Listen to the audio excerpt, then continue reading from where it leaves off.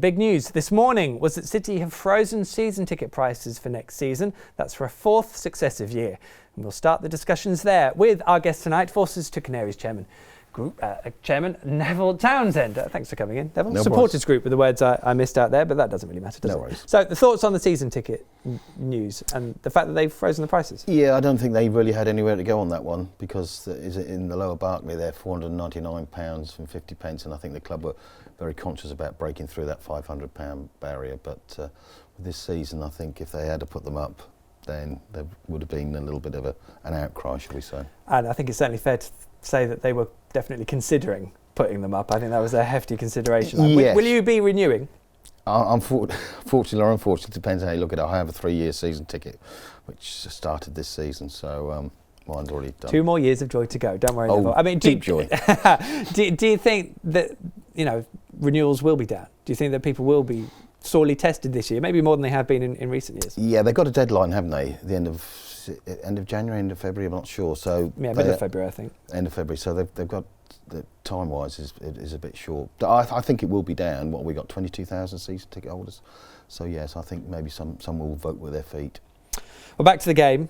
You were there all the way to Rotherham, as was I. You tell me, how bad was it really? Well, we all went there thinking 3 points today. Bottom club, they've only won 3 times this season. Come on, let's do this. And we pressed the self-destruct button. In the first 20 minutes? And just crazy. And up until that point, yes, Rotherham were matching us. But then when we went down to 10, we then looked like a side that, come on, just step it up. But we can beat these. The guy next to me said, even with only 10 men, we're far better than these. But we still just didn't get that killer touch and get the goals that we were needed, So very disappointing, very disappointing. That's quite desperate, isn't it, really? Because they were the better side for 70 minutes of the game with a man fewer on the pitch. And those first 15 minutes, it was a catalogue of just not seeming to be prepared for it. And then Nelson Oliveira lashing out. Admittedly, it probably should have been a foul before that. I thought it was for him to lash out. he took him down, didn't he? So it should have been penalty. I don't know how the refereeing worked. Could he give him a penalty but then still send off Oliveira? I don't know. Probably for violent conduct, yeah. Yeah.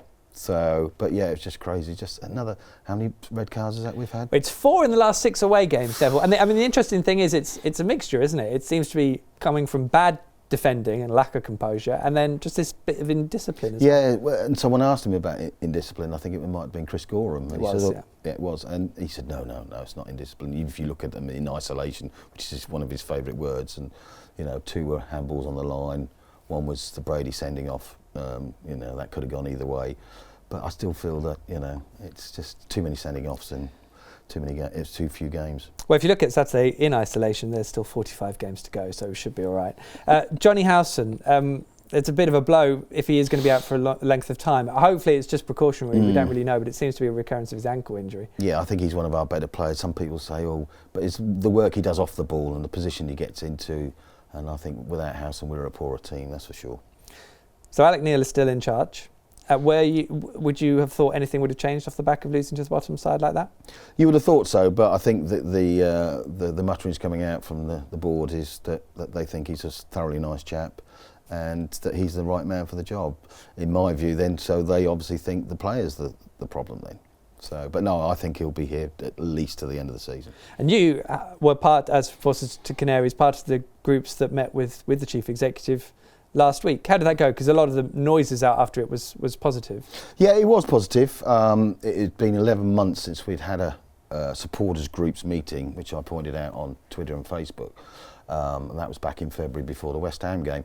So it was long overdue, and it was positive. I don't think enough of the right questions were asked. I did ask one question about Alex Neil's contract, and that got, we don't discuss contracts, came back to me. But yeah, overall it was good, and their plans is to hold a lot of meetings in the next 11 months, so, and let's hope they do, and but if they don't, we'll obviously mention it. But the interaction has started, so let's hope it continues. I think that's the key, isn't it? Communication is key. Southampton coming up, the replay in midweek. Are you going? Nope. Okay. And Wolves, Paul Lambert's back at Carrow Road on Saturday. Yeah. With Wolves. Yes, it was quite funny. And the Wolves and Wolves fans have got some messages for our chairman, I believe. Yes, they're going to be doubling up, aren't they? People will be trying to work out who's best to talk about and who best to sing about, I suppose, won't they? But there we go. And Neville, thanks so much for coming in. Much appreciated. Appreciate it. Enjoyed it.